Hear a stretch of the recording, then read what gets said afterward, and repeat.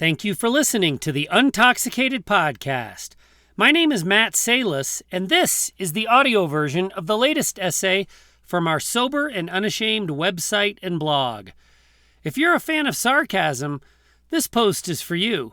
And if not, well, thanks for listening anyway to Emotional Safety is a Dying Fad. I hate having my priorities in order. Why do I listen to all of the talking heads who unanimously confirm that when people are on their deathbeds, they want their family around them, and they don't utter a single word about their careers or their money? Knowing relationships matter more than power and prestige is unhelpful. I've been societally conditioned since birth to achieve and accumulate. Now I've got to consistently put the people who love and trust me first? What a drag! What am I supposed to do with a full day of frustrations when I come home to my family in the evening? I interact with thoughtless, careless idiots all day. And I do so with a smile on my face and a calm communication crossing my lips as the anger wells up in my heart. I mean, have you met people? There are some really dumbasses out there. And selfish. And entitled. Oh, the entitlement. When I keep from punching someone in the neck for an entire day, shouldn't I be entitled to let loose on my family? Speaking of idiots, what about the politicians I watch on TV? They remind me of the original Atari 2600 game from my childhood, Pong. No accountability, no solutions, just lobbing insults back and forth with no intent of ever making anything better. Shouldn't I have the right to unleash on them? Well, not really on them, but am I not entitled to scream at the television screen and watch my kids scatter? Why would I want to waste time teaching my family civility and thoughtful rationality when the world is crumbling? If I can't do anything about what's happening outside of my house, at least I can teach my kids to be emotionally dysregulated and terrified inside our walls too.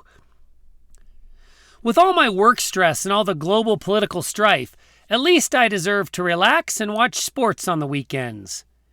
What a great way for me to relieve tension by screaming at bad plays, bad calls, bad coaching, and bad results.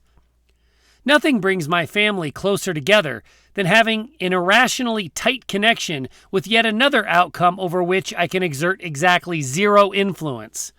Unless, of course, you consider the influence of my superstition about wearing my team's logo on my underwear. At least I know I'm in control when I'm behind the wheel. If I keep the distracted idiots in my rearview mirror, their bad driving can't hurt me and my family. That's why I drive faster and more erratically than everyone else in the car is comfortable with.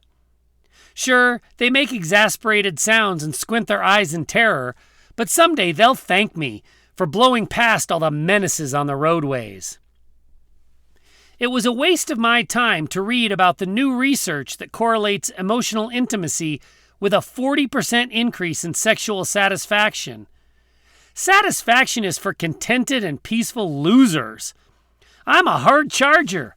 I'm never satisfied. I'm constantly changing the rules, demanding more, and finding something new about which to be angry. Emotional intimacy? I don't have time nor patience to engage attentively with my wife.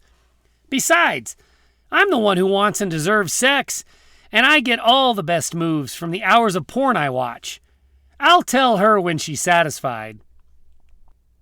Emotional safety is like the Flowbee or jazz hands. Sure, it might have people's attention at the moment, but I think Archie Bunker is going to make a comeback. I mean, Bobby Knight cursed, yelled, and demeaned his whole life, and he got 83 mostly angry years. Who wants to live to be 100 like Dick Van Dyke, all smiley and sober and still making people laugh? Why would I choose that when I can be sour and depressed and free from the burdens of taking any sort of accountability? Providing emotional safety sounds like a complete mindset shift and attitudinal rewiring for the benefit of the people I'll be pining for on my deathbed.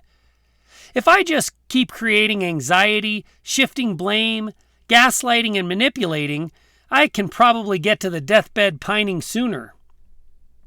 I love my time in my recliner, yelling at the TV screen.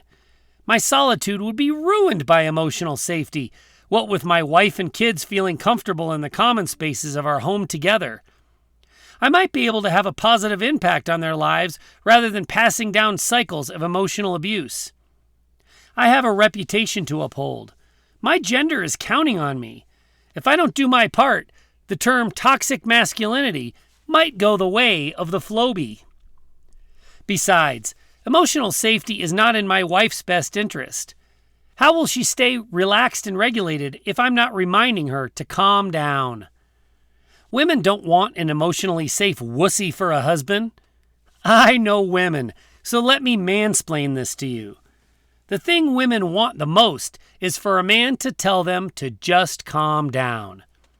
Even better if done while lurching forward, yelling, and preferably with jazz hands. Who do you know who needs to hear what you just heard? Be a part of the solution. Join our mission to help people hear their instincts over their insecurities. Please share this episode with someone in your tribe. Thank you for audio reading. You've got this, and we've got you.